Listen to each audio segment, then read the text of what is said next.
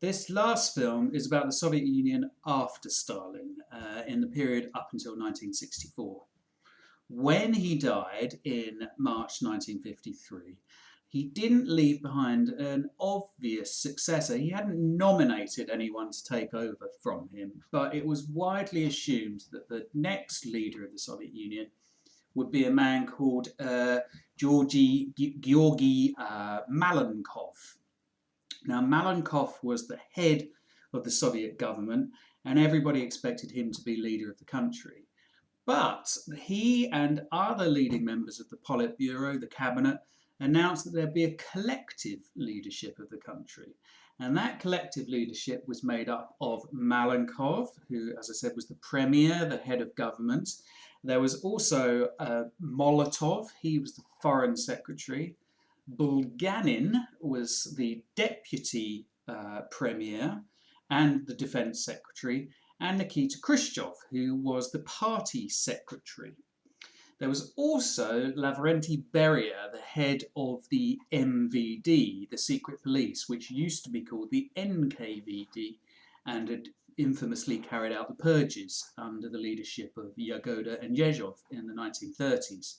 For those five men, Malenkov, Molotov, Bulganin, Khrushchev and Beria, they formed a collective leadership in the Soviet Union after Stalin's death.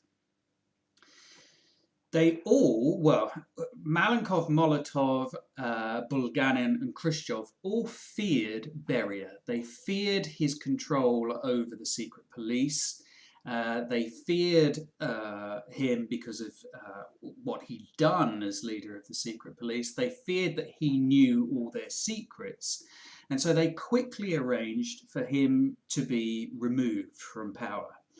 He was arrested in June 1953. He was accused of being a foreign spy. He was summarily tried and he was executed.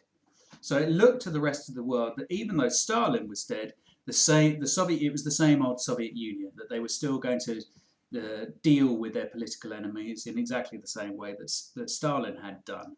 However, that was the last time that a political purge within the Bolshevik Party took place. It was the last time that a leading Bolshevik was arrested and executed, and it marked an end of that method of dealing with political opposition in the Soviet Union. However, it didn't mark an end to the internal power struggles within the Bolshevik Party. And to cut a long story short, between 1953 and 1955, there was a struggle for supremacy, political supremacy, between Malenkov, Molotov, Bulganin and Khrushchev. And by 1955, Khrushchev had used his position as secretary of the party to outmaneuver Malenkov, who was his strongest opponent.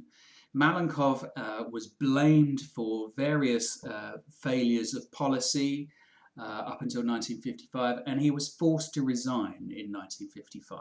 And Malenkov's resignation put Khrushchev in a much stronger position by 1955. Then the following year, in 1956, Khrushchev infamously or famously gave a speech at the 20th Party Congress of the Communist Party of the Soviet Union, which had become known as the Secret Speech, which you may well have heard of. In this secret speech, Khrushchev railed against Stalin. He denounced Stalin. He talked about Stalin's crimes. He talked about Stalin's purges against the party in the 1930s. He talked about Stalin's cult of personality.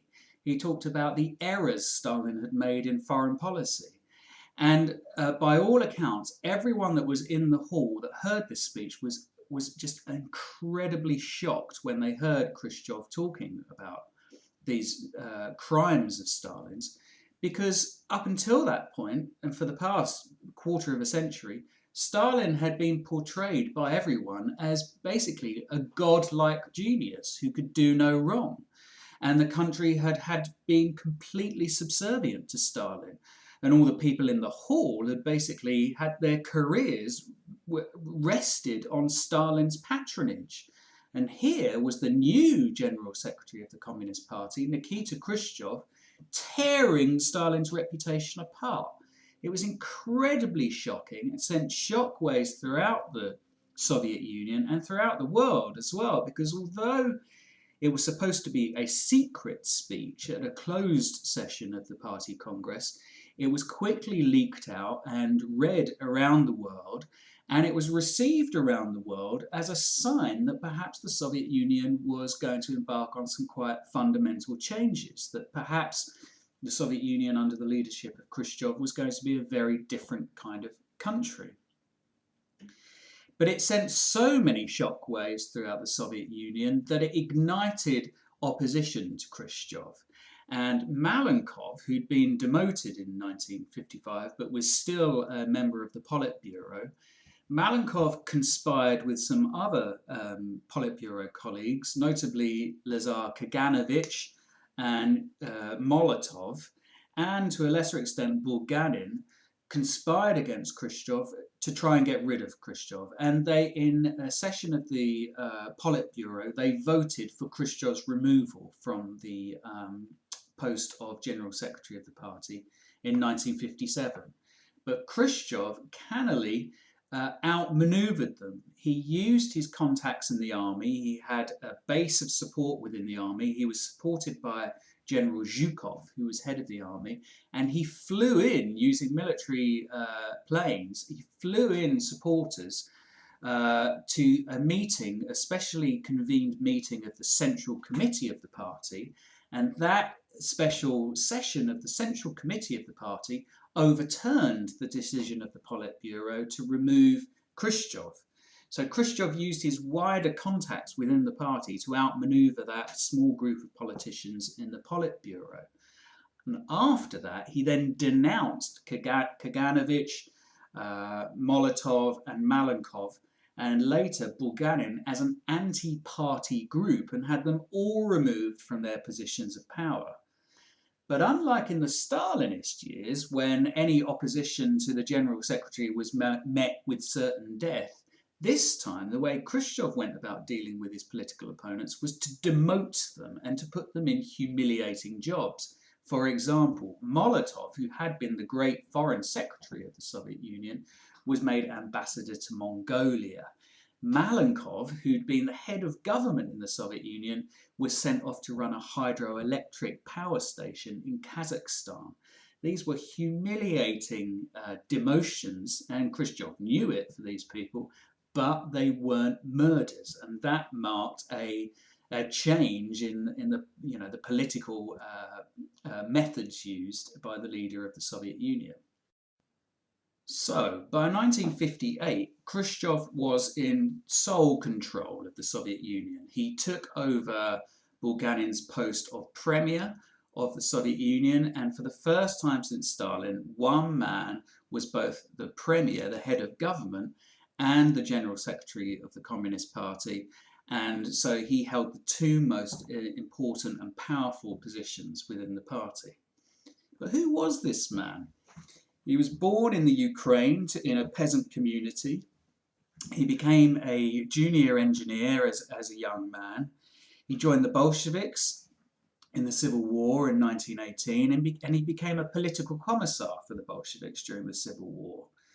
After the Civil War, he became very active in the Bolshevik Party in the Ukraine and became secretary of the party in several districts of the Ukraine.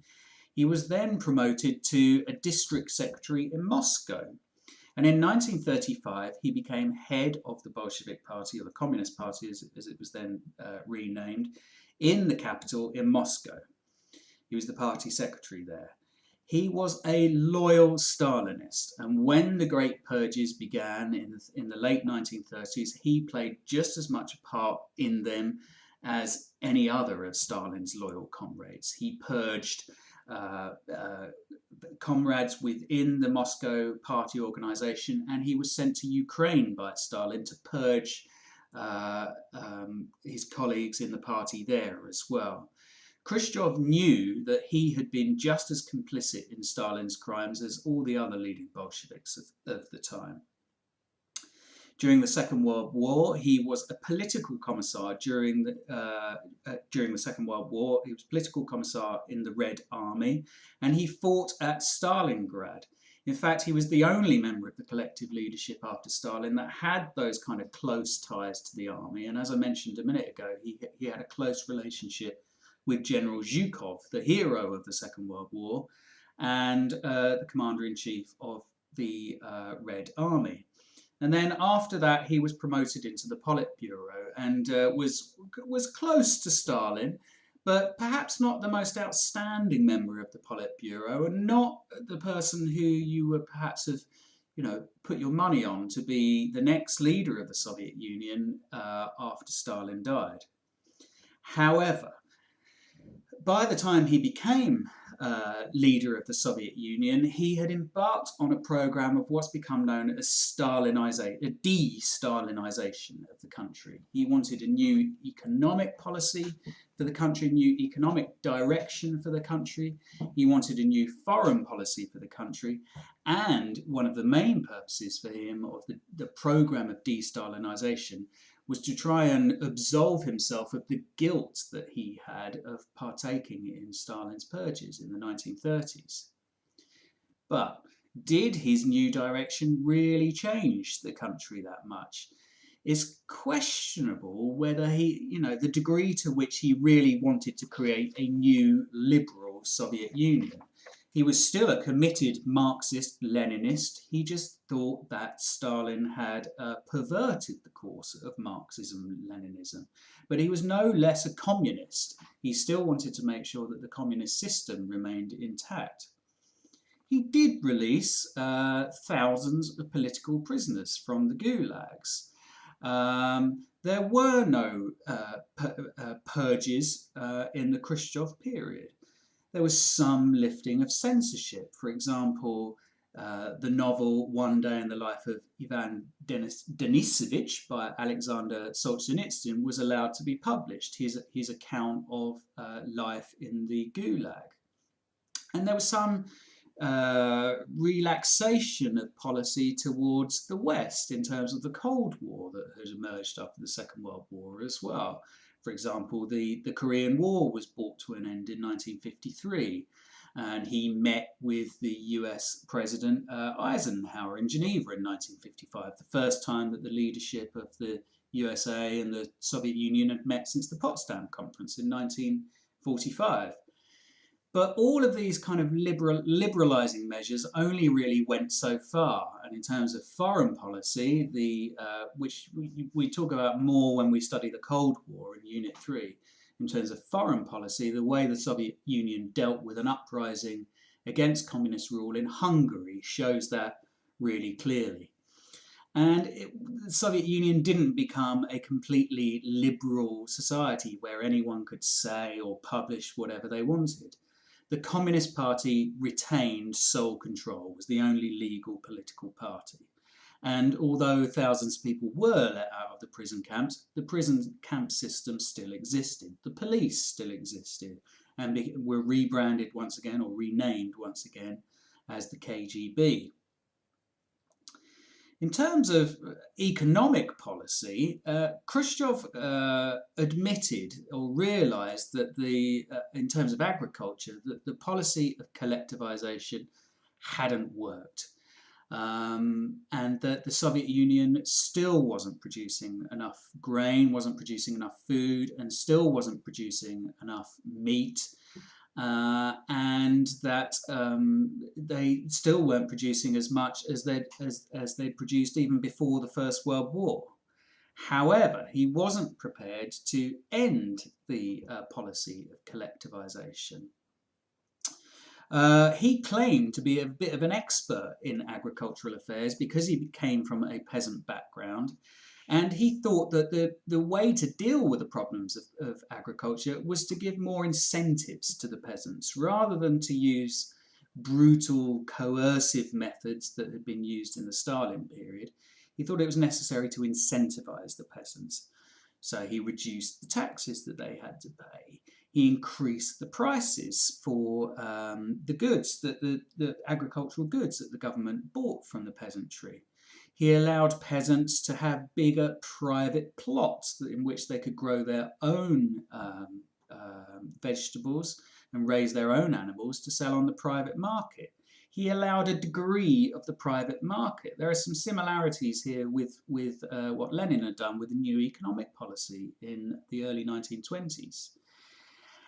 And famously, his kind of landmark, or his signature agricultural policy, was the Virgin Land Scheme. This was a scheme to cultivate areas of the Soviet Union that hadn't been cultivated before, primarily in Kazakhstan and southern Siberia.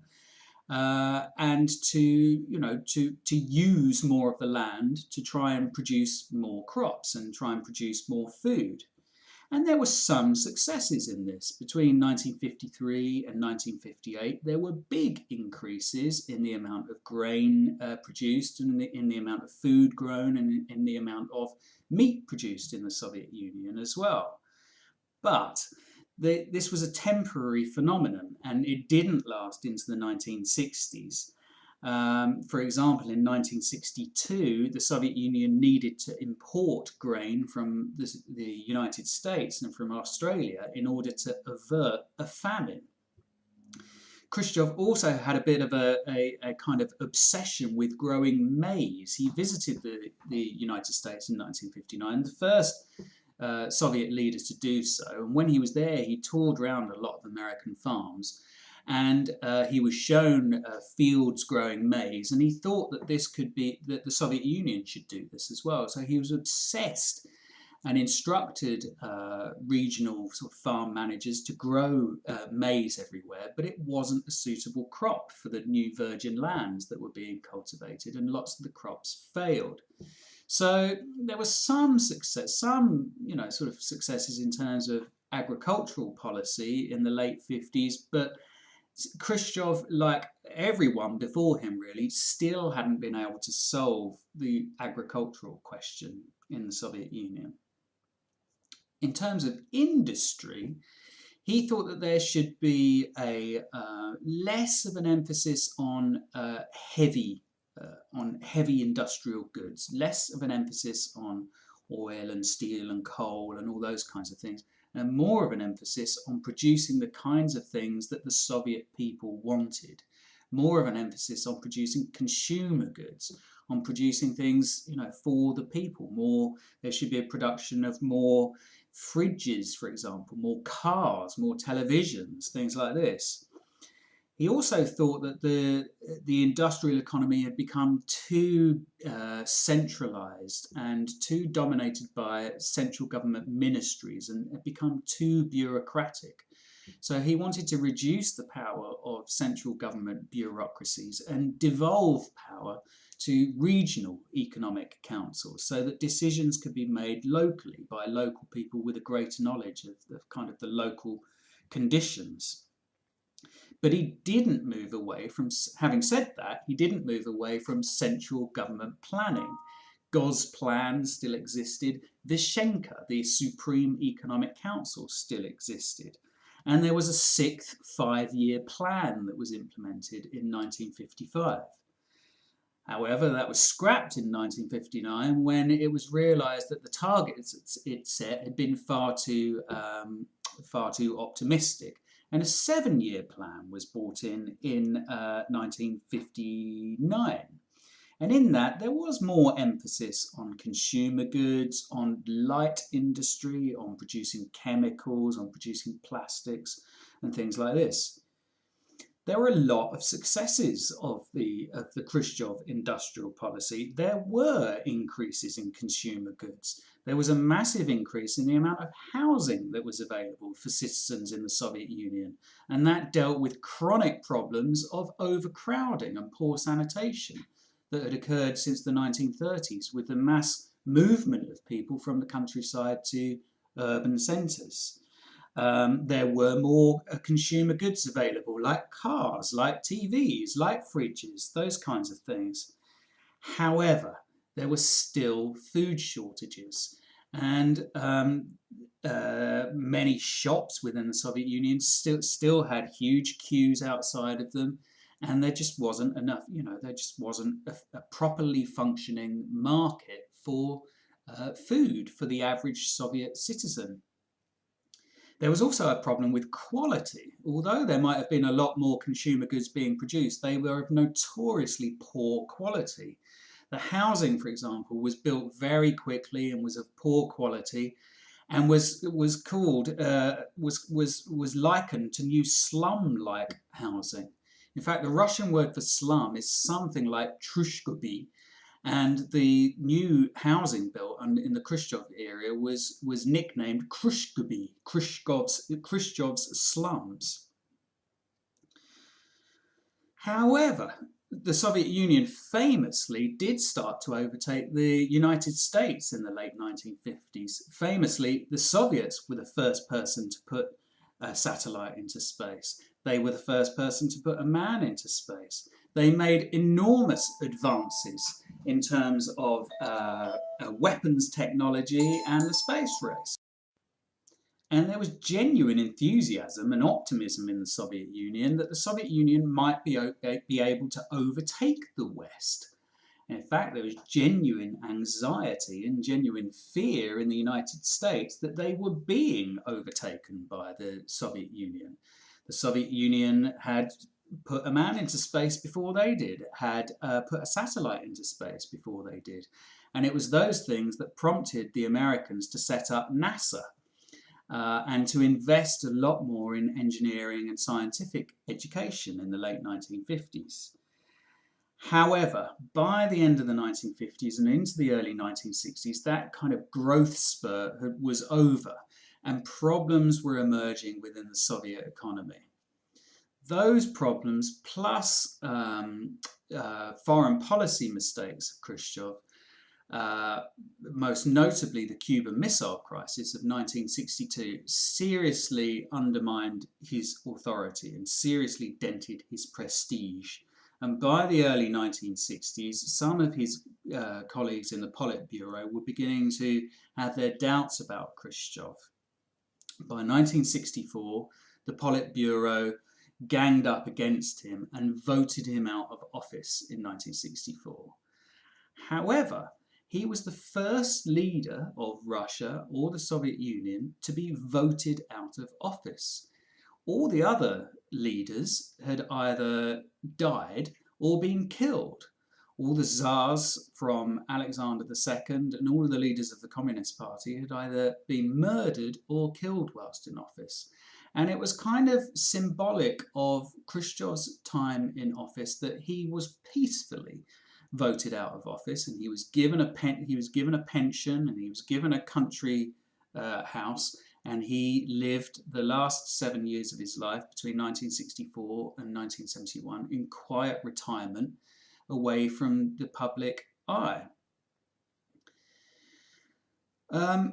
While Khrushchev was in power, life for the average Soviet citizen undoubtedly improved. There were more consumer goods available. The fear that had been such an omnipresent feature of the Stalin years was taken away. Society was liberalized, and things did get better for many in the Soviet Union. However, the essentials of the Soviet system that had been established under Lenin and under Stalin stayed in place. The Communist Party was still the only source of political power. There was limited freedom of speech and freedom of publication. There were severe limits to the liberalization that occurred in the Soviet Union. There was still strict central planning of the economy, of agriculture and of industry. And there was still an insistence that the Bolshevik Party knew better than anyone, and that the Bolshevik Party was driving the Soviet Union onto the inevitable goal of the workers' utopia of communist society. As we know, that never happened. However, Khrushchev was said to be a major influence on Mikhail Gorbachev, who became General Secretary of the Soviet Union in the mid-1980s, in 1985.